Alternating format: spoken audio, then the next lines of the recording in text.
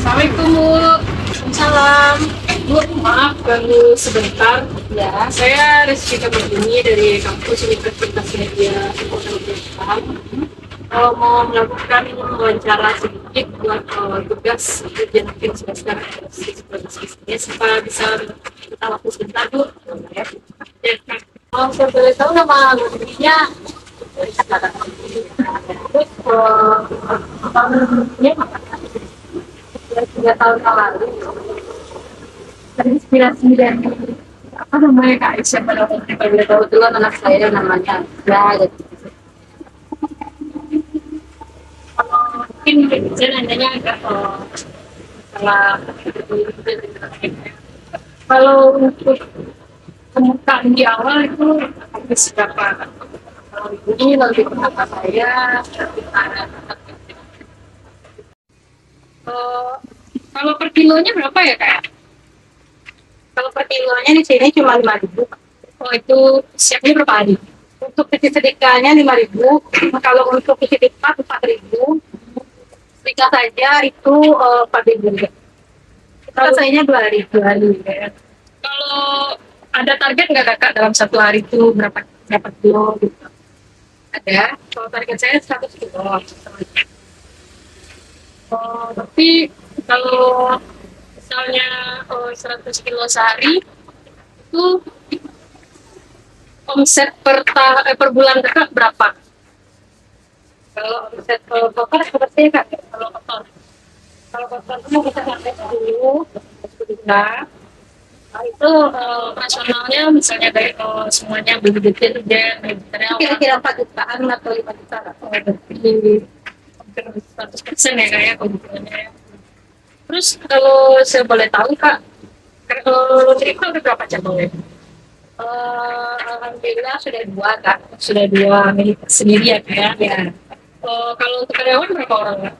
Karyawan saya ada 4. Setiap cabangnya ada 2 karyawan. Ini karyawan yang itu 2 orang, beda-beda jobnya ya Kak ya? Ya. Berarti kalau gaji karyawannya per bulan atau per hari? Kalau untuk karyawan cuci, saya menyarankan itu gajinya per bulan, karena dia sudah tidur di sini. Jadi kalau untuk harian itu hanya karyawan setrika. Jadi setrika itu yang per kilo. Jadi berapa setrikaan dia sehari itu kilonya, jadi dikalikan dengan Hasil yang kerjanya ya. Jadi kalau untuk di Lodi saya Kak, saya menerapkan karyawan saya untuk sapa, salam, senyum. Sapa, salam senyum Ya, jadi setiap yang datang diwajibkan untuk senyum. Malahan kalau tidak ada yang senyum, saya terkadang memberikan beberapa sanksi kecil yang mungkin akan membuat mereka terbiasa untuk menghadapi pasien.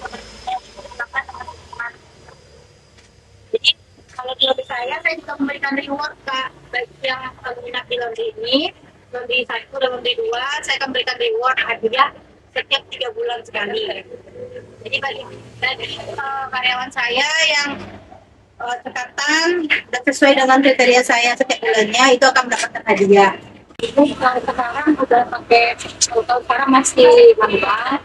Sebelumnya mungkin pernah pakai online tapi ada beberapa kendala sehingga tidak bisa digunakan lagi.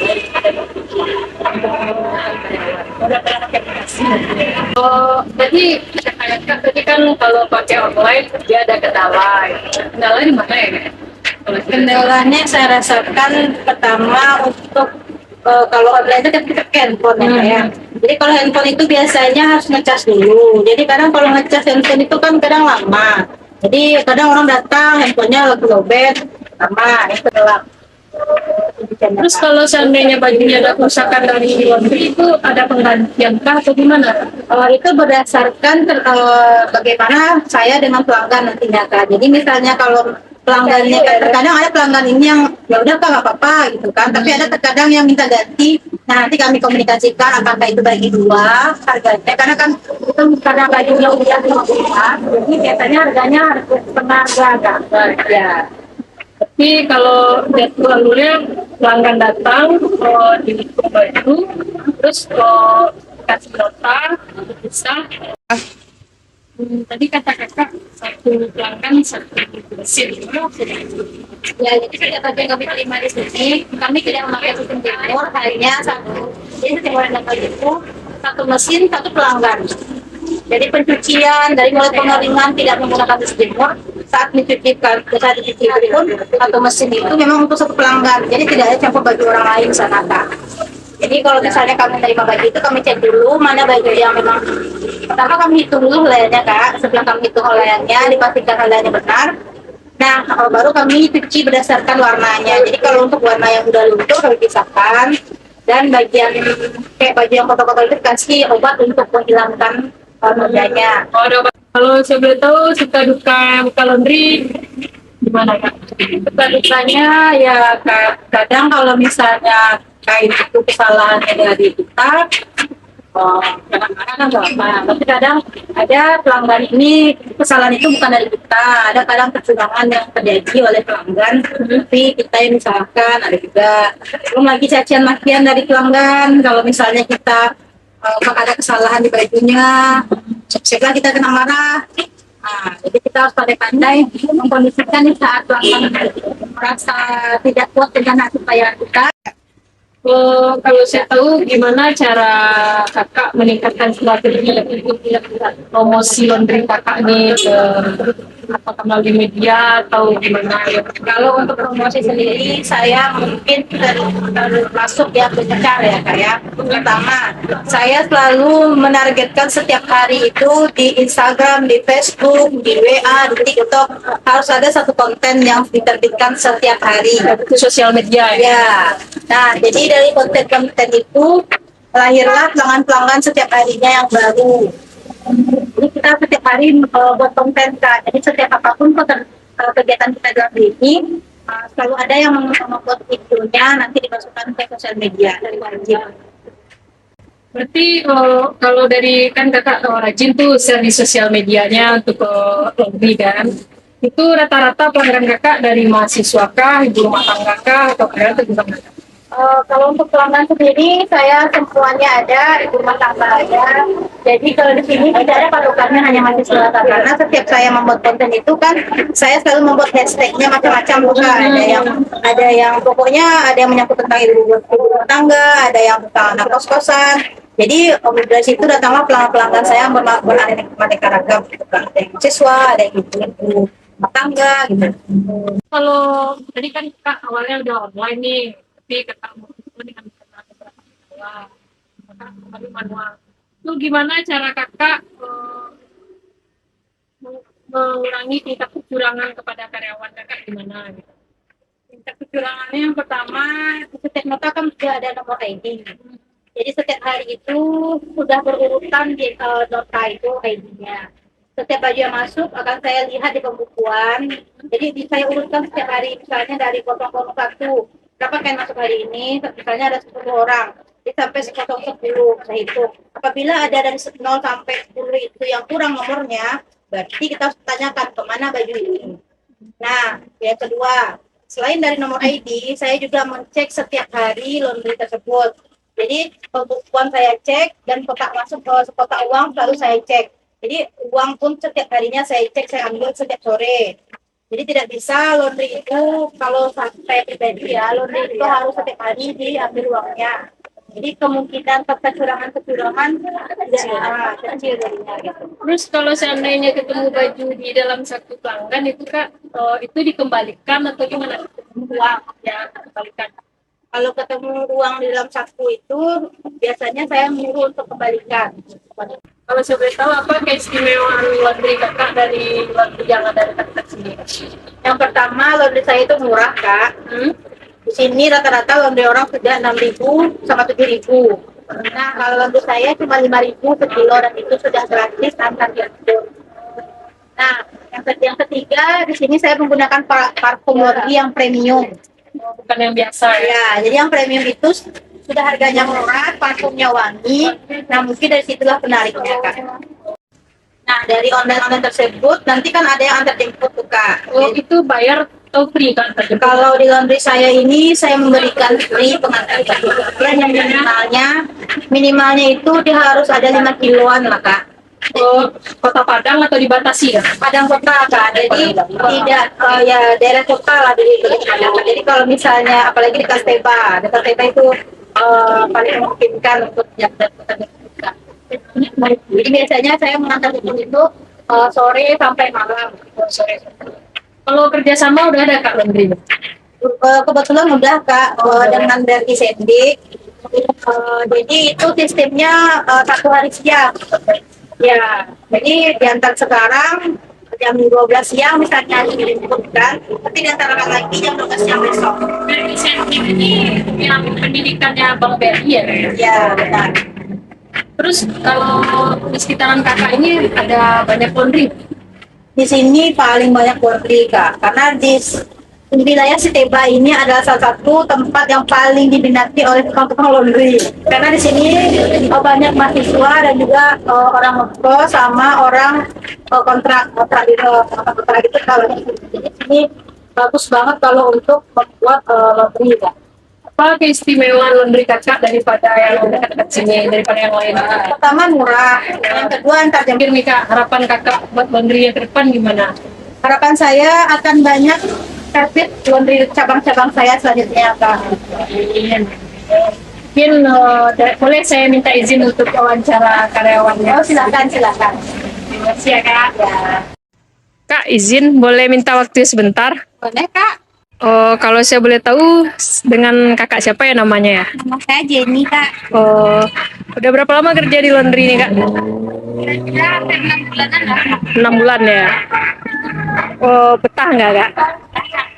Sistem kerjanya gimana Kak? Apakah dari Kakak nginap sini tadi kata Kakak yang ownernya ya?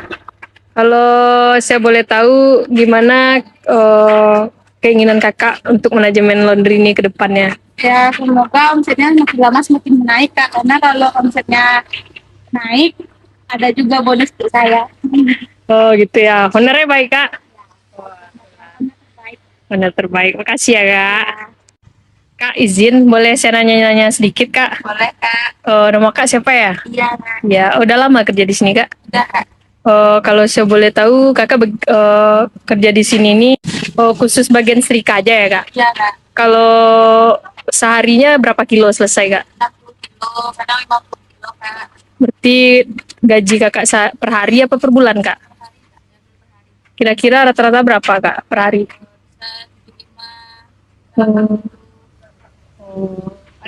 Paling banyaknya 100.000 per hari kak. Oh, banyak juga ya Kak ya. Makasih ya Kak. Bu Egi bertanya ya Bu Egi, kenapa Ibu lebih berminat menjalankan usaha laundry keluar daripada usaha lainnya? Kalau soal minatnya yang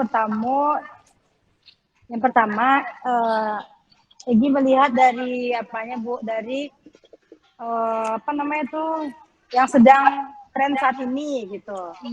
Jadi dilihat kan beberapa tempat sudah penuh dengan laundry. Jadi ada beberapa teman yang udah ikut laundry juga. Jadi dilihat omsetnya, dilihat juga bagaimana dia menjalankan, bisa dengan santai dia menjalankan. Terus habis itu untuk omset pun juga dilihat dari teman-teman Egi juga bagus. Akhirnya Egi memutuskan untuk membuka laundry. Karena yang pertama bahannya itu kayak untuk apa namanya itu kayak nggak cepat basi Bu. Kalau makanan kan cepat basi ya kan Bu. Jadi kalau yang ini kan kita ibaratnya tuh kalau misalnya nggak hari ini nggak ada penjual, besoknya kan nggak basi yang apa yang kita udah kita beli gitu Bu, kita jual gitu kayak makanan gitu Bu. Agak rugi dikit Bu. Nggak apa-apa, Bu. Ya gitu maksudnya Bu. Jadi pertama dia sudah tren, yang kedua dia omsetnya tuh pemasukannya lebih besar daripada makanan kalau menurut Egi. Yang ketiga nggak susah mengerjakannya. Seperti kalau makanan kan kita masak ke pasar kan. Kalau ini kan bahan bakunya kita bisa ambil di pasar terdekat, tempat terdekat gitu. Nggak susah mendapatkan bahan bakunya gitu. Lebih menjanjikan ya Bu ya. Nah ya sekarang kan juga rata-rata orang udah pada sibuk. Jadi mungkin untuk mencuci sendiri pun orang lebih apa tidak mempunyai waktu gitu Bu. Iya. Jadi laundry inilah salah satu usaha yang menurut Egi itu menjanjikan. Oke, terima kasih jawabannya Bu Egi. Pertanyaan selanjutnya silakan. Oke Bu Egi, kira-kira berapa modal awal untuk memulai usaha laundry ini Bu Egi? Modal awalnya waktu itu laundry pertama Egi 40 Pak, kurang lebih. Bersih kotornya 40 juta. Iya. Ya. Itu termasuk sewa tempat dan peralatan gitu Bu Egi. Ya, semuanya Pak. Ya sebagai dengan sama dengan bahan baku juga ya. Ya, benar. Ya. 40 jutaan. Baik, terima kasih. Pertanyaan selanjutnya silakan.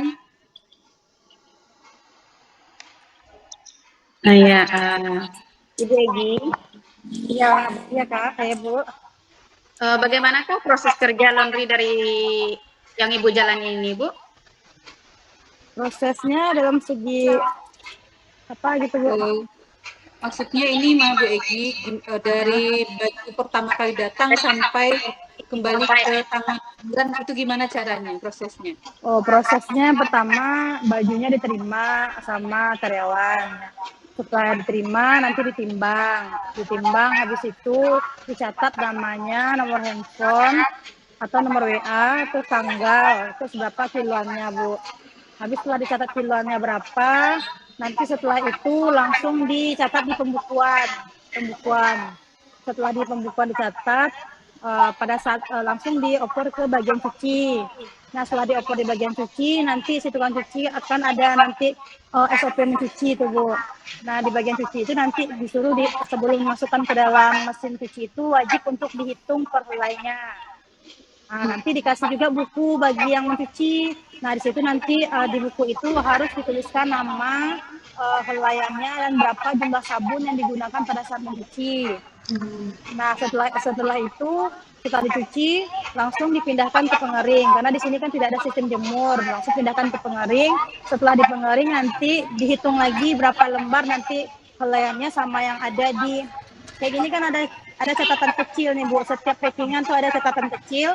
Nah ini ada helaiannya, helaian ini dibikin oleh sama yang packing. Jadi yang packing dipisahkan dari yang menyetrika.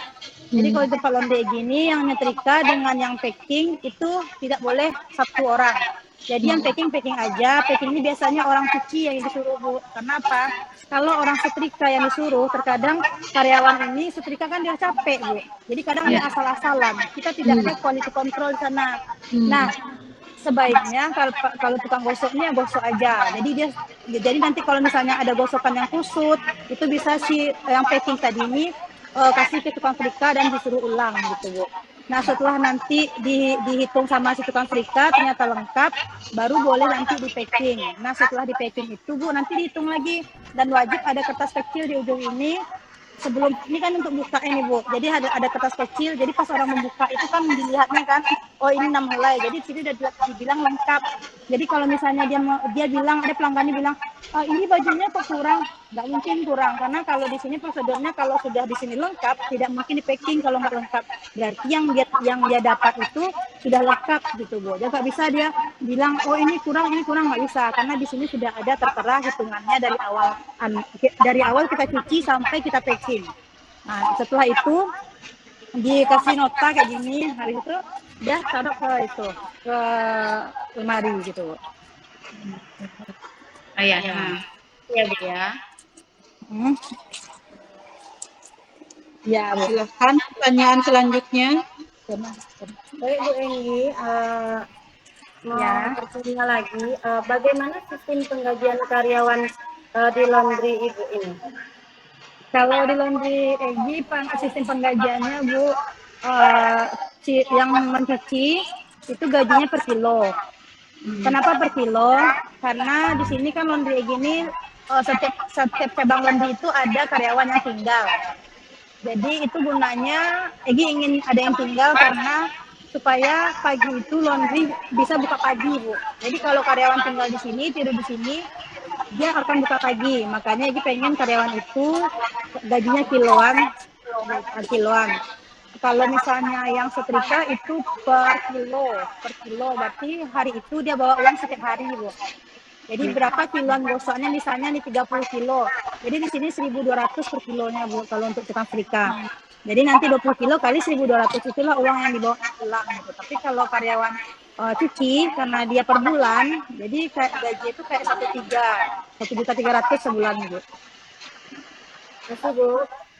Ya Bu. Silahkan pertanyaan selanjutnya. Bapak Nafis Chandra. Bu Egi, kira-kira ada nggak kalian khusus dalam menjalankan usaha laundry ini? Kira-kira apa Pak? Ada nggak keahlian khusus dalam menjalankan laundry ini? Kalian karyawannya. Si dan Si karyawan atau yang pemilik Pak? pemilik. Karyawan. Kalau pemilik keahlian dalam bidang laundry, jujur sebenarnya saya tidak pernah ada keahlian di bidang laundry ini Pak. Cuma basicnya mungkin kita sering nyuci di rumah, setrika di rumah itu aja. Tapi karena saya tahu saya tidak ada basicnya, makanya setiap cari karyawan saya selalu mencari yang berpengalaman Pak. Nah di saat karyawan yang sudah saya ambil yang berpengalaman, di situ mungkin ada beberapa ilmu mereka yang saya serap. Nah, dari situ saya mulai mengembangkan ilmu yang saya dapatkan dari karyawan-karyawan yang sudah senior ini, Pak. Jadi dari situlah mungkin kita makin belajar gitu, Pak. Oh iya. Berarti karyawan yang harus mempunyai keahlian khusus untuk membantu kita dalam berusaha gitu ya, Bu ya. Benar. Karena kan mereka lebih senior daripada kita, Pak. Iya. Betul, Bu. Ya. Ya, pertanyaan selanjutnya silahkan Ibu Riza. Iya. Bu Egi. Ya. Pelanggan Ibu tuh dari kalangan manakah saja Bu yang jadi pelanggan di laundry Ibu itu Bu? Misalnya ada mahasiswa gitu, ada pekerja atau masyarakat umum gitu.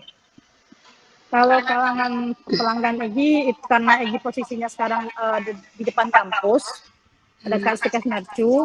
Jadi rata-rata pelanggan Egi kebanyakan, tapi rata sih sebenarnya Bu, ada yang dari mahasiswa, ada juga dari masyarakat, dari orang sekitar sini, ada juga yang dari sosmed. Jadi campur sebenarnya Bu. Kalau dibilang dari mahasiswa semua juga enggak juga, tapi rata lah Bu. Ada mahasiswa, ada ibu rumah tangga, ada juga dapatnya dari sosmed Bu, sosial media. Oh iya. Jadi kadang kalau misalnya kita berharap dari mahasiswa saja, terkadang mereka libur kita sepi tuh Bu. Jadi kita harus gencar mencari pelanggan di luar dari mahasiswa ini. Ibu rumah tangga itu Ibu ya, di lingkungannya ada gitu Bu. Apa Bu? Masyarakat di lingkungan tuh ada yang ke laundry Ibu gitu. Ada Bu. Makasih Bu. Iya Bu. Jadi menggunakan sosial media juga ya Bu, salah satu untuk Wajib. marketingnya. Wajib itu Bu, wajib.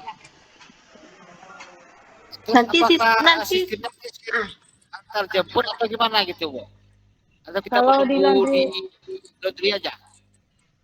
kalau di laundry Egi karena kita di dekat kampus, terkadang kan mahasiswa ini libur, nggak mungkin kita sepi ya Pak ya, pasti kita berusaha untuk mencari pelanggan sebanyak-banyaknya. Nah itulah gunanya sosial media, kalau sudah di sosial media kita promokan, otomatis kita akan harus memberikan fasilitas antar jemput, karena dengan antar jemput inilah memudahkan si pelanggan untuk meringankan pekerjaannya di rumah. Jadi laundry Egi ini memang menggunakan sistem antar jemput. Nah kebanyakan setelah mahasiswa libur, kebanyakan pelanggan Egi itu dapatnya dari online Bu, dari sosial media. Karena setiap hari itu Egi wajibkan laundry Egi ini posting satu video di Facebook, TikTok, WA, Instagram. Jadi setiap sosial media wajib posting satu video. Harus gencar lo bisnisnya ya, Bu ya. Ya gitu Pak. Jadi kalau untuk harga sendiri mungkin di sekitar Seba ini Egi termasuk harga yang termurah juga Pak. Harga termurah, antar jemput gratis, parfumnya pun premium. Terus satu lagi Pak, kita gencar mempromosikan melalui brosur-brosur, antarkan ke kos-kosan, kontrakan gitu. Mantap strategi Bu Egi itu. Lanjut Bu Egi. Bu, ada nggak Oke, suka pertanyaan duka? selanjutnya. Ada nggak suka duka di apa nih, Bu? Suka duka Laundry, Bu. dalam berbisnis laundry kiloan ini? Suka dukanya yang pertama mungkin di saat ada kelalaian dari karyawan, mungkin ownernya pertama kali sasarannya Bu, karena nomor kontak WA yang ada di nota itu kan WA saya Bu. Jadi kalau ada komplain atau ada misalnya masalah, pasti langsung ke WA saya masuknya. Pasti saya duluan yang akan menyelesaikan dengan pelanggan. Makanya suka dukanya itu Bu. Terkadang menghadapi pelanggan yang ada beberapa pelanggan mungkin yang banyak macamnya Pak gitu kan. Ada yang mungkin Bu ini hilang, kadang dia lupa misalnya Pak ya, dibilang hilang.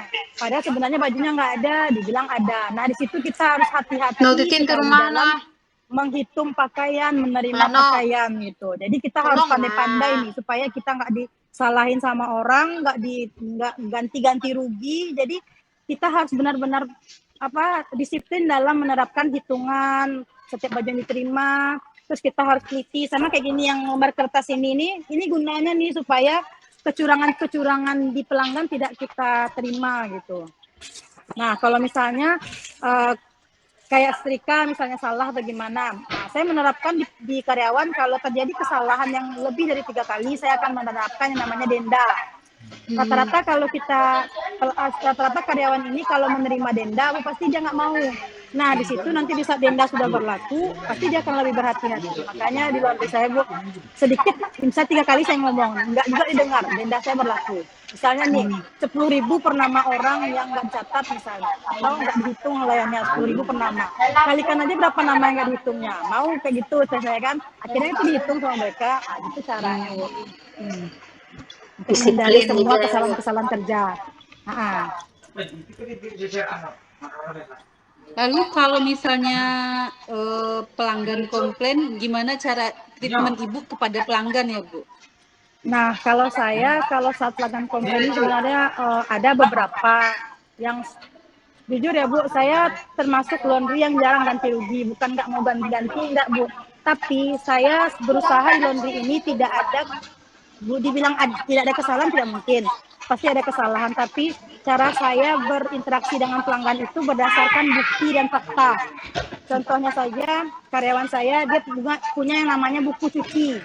Di buku cuci itu kan ada helaiannya berapa Bu. Jadi kalau misalnya si pelanggan bilang, ini baju saya totalnya segini tadi, 34 katanya kan.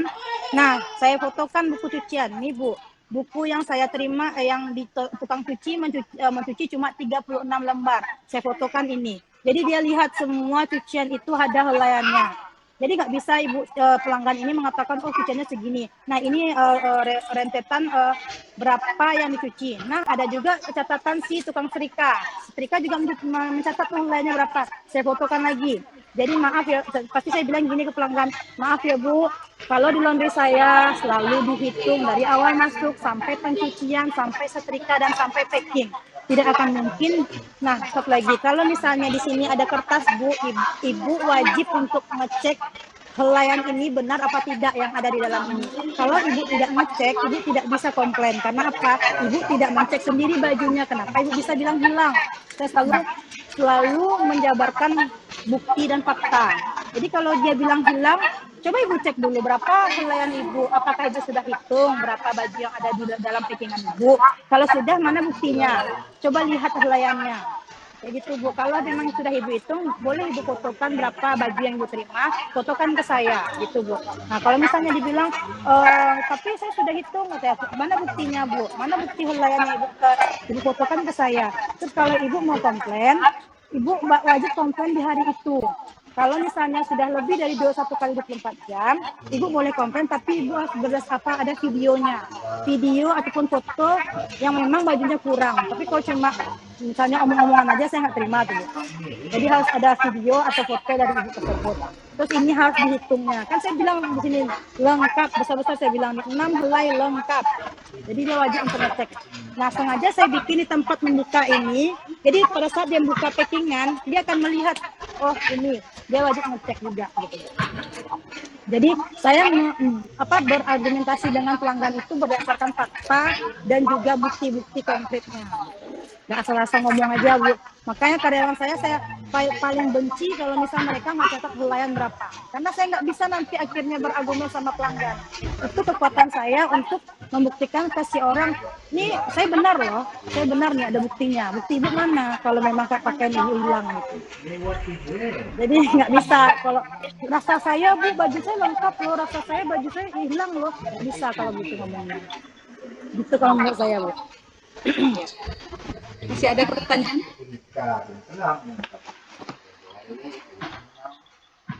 Baik, Santi, Bu masih ada Eni, pertanyaan? iya, satu lagi. Apakah Ibu memiliki strategi untuk mencapai istilahnya 100 kilo gitu baju di laundry Ibu Egi ini gimana? Strateginya ada Bu. Kalau strategi Egi ya seperti Egi bilang tadi, sosial media gencarkan. Karena kita tidak bisa berharap dengan orang yang datang saja. Kita nggak tahu kan, apalagi di Steba ini laundry benar-benar berjamur, benar-benar banyak sekali laundry di sini. Kalau kita nggak memainkan sosial media, orang gimana bisa tahu dengan laundry kita? Semua orang sekarang sudah punya yang namanya sosial media. Mau tua, mau muda, pasti punya sosial media. Makanya Egi mewajibkan ke diri Egi sendiri, karena Egi di sini nih Egi marketingnya juga. Terus Egi juga yang berusaha mempromokan ke orang. Jadi pokoknya tanggung jawab Egi laundry ini mau banyak kayaknya, mau sedikit kayaknya itu tanggung jawab Egi. Jadi di sini nih Egi berusaha untuk setiap hari posting di WA, di TikTok, di Instagram, di Facebook. Setiap hari satu video atau satu foto yang kalau di Facebook gitu Bu. Jadi dari situ kalau kita sudah push ke semua sosial media, masa iya dari sebanyak itu nggak ada yang jebol, pasti ada beberapa dari sosial media itu yang masuk ke orangnya gitu Bu. Jadi setiap hari wajibkan itu gitu Bu. Jadi kita nggak nunggu aja di laundry, nunggu orang datang, nggak bisa kayak gitu Bu. Dan pasti nanti kita kalah dengan laundry besar yang lainnya gitu Bu. Jadi lumayan banyak juga yang pelanggan dari sosial media. Ya benar Bu. Malahan sekarang sejak libur ini kan sekarang anak-anak libur, mahasiswa libur ya Bu ya. Lebih banyak dari sosial media masuknya, dari Facebook, Instagram, dari WA gitu Bu. Banyak dari sosial media. Benar-benar terasa banget sosial media itu pentingnya gitu Bu. Jadi jangan sampai yang punya laundrynya gaptek gitu. Iya. Benar-benar harus ngikuti tren, ngikuti gimana apa yang lagi tren sekarang gitu Bu. Keren. Ya, gitu Bu. Masih ada yang mau ditanyakan Bapak Ibu? Cukup. Sepertinya sudah cukup panjang lebar penjabaran dari Ibu ini Bu Nina. Iya Bu. Terakhir, apa harapan Bu Egi dengan laundry ini? harapan Egi laundry ini bisa beranak pinak semakin banyak cabangnya gitu loh. Jadi mungkin laundry sudah banyak di Kota Padang, tapi kalau kita semakin meningkatkan kualitas, meningkatkan branding kita, semakin kita rajin promosi, insya Allah mungkin akan semakin banyak juga cabangnya gitu. Itu harapannya. Semoga semakin banyak cabangnya gitu. Amin. Amin. Iya, ada alat-alat yang Bu Egi pengen gitu untuk menunjang prosesnya, proses pencucian, pengeringan, penyetrikaan itu lebih cepat. Mungkin ada teknologi terbaru yang Bu Egi ketahui. Kalau Egi pengen kayak apa ya? Kalau sekarang kan Egi nggak pakai setrika uap, Bu. Menurut Egi gimana ya, Bu? Kalau setrika uap itu mungkin karena laundry Egi 5.000 gitu, Bu ya, sekilonya. Jadi kalau pakai setrika uap biasanya nggak masuk kalau kali-kalinya gitu, Bu. Tapi kalau misalnya kali-kalinya cuma setrika biasa, jadi cuma pengering aja yang pakai gas, jadi masih bisa lah dengan 5.000 sekilo. Tapi kalau sudah pakai setrika uap, Egi nggak mungkin kasih harga 5.000 sekilo, Bu. Makanya kalau alat-alat yang pengen Egi punya mungkin ya setrika uap, tapi mungkin dengan harga yang berbeda gitu, Bu. Masalahnya kan Egi dekat kampus. Kalau dekat kampus nih kan nggak bisa terlalu mahal naruh harga, Bu. Kalau terlalu mahal naruh harga, mahasiswa namanya lah, Bu, pasti dia pengen yang termurah. Nah, antisipasi Egi itu, Bu, Egi nggak pakai setrika uap, pakai setrika biasa, tapi pakai quality control aja lagi. Jadi suruh karyawan Egi untuk ngecek setiap baju itu kalau ada yang kusut, hilang lagi setrikanya. Bedanya setrika uap sama setrika biasa itu apa, Bu? Kalau setrika uap itu bedanya mungkin kalau setrika uap itu dia lebih cepat selesai, Bu, bajunya. Kalau setrika biasa itu mungkin agak sedikit lama. Terus habis itu kalau setrika uap itu positifnya dia cepat selesainya, terus baju orang nggak nggak lengket gitu, Bu, nggak kebakar itu kan, Bu. Kalau setrika biasa kan kadang cenderung lengket ke baju orang gitu. Nah, makanya kalau setrika uap itu juga kelemahannya kalau ke baju putih dia bisa kuning, Bu, karena dia kan pakai air ngidupin kompornya, Bu. Jadi airnya itu kalau misalnya nggak air aqua yang benar-benar air minum atau air biasa aja, nanti baju orang jadi kuning. Terus baju terkesan rapuh jadinya, Bu, kalau pakai setrika uap itu. Kan dia pakai gas gitu, Bu, pakai uap panas gitu, Bu. Jadi rapuh baju kebanyakan kalau kayak gitu, Bu. Kalau setrika biasa ya itu harus hati-hati, Bu. Benar-benar hati-hati, benar-benar yang berpengalaman lah di bidang setrika gitu, Bu. Kalau setrika biasa. Ya. Baik, Bu, terima kasih, Bu. Ya, sepertinya udah cukup, Bu Egi. Terima kasih banyak sudah membantu tugas kami. Nggak apa-apa, Bu. Ya, sama-sama, Bu. Saya akhiri dulu ya videonya. Baik, Bu. Assalamualaikum warahmatullahi wabarakatuh. Waalaikumsalam warahmatullahi wabarakatuh. Bu Egi. Ya. Kasih ya, Bu Egi. Iya, Bu, sama-sama, Bu. Terima kasih, Bu Egi.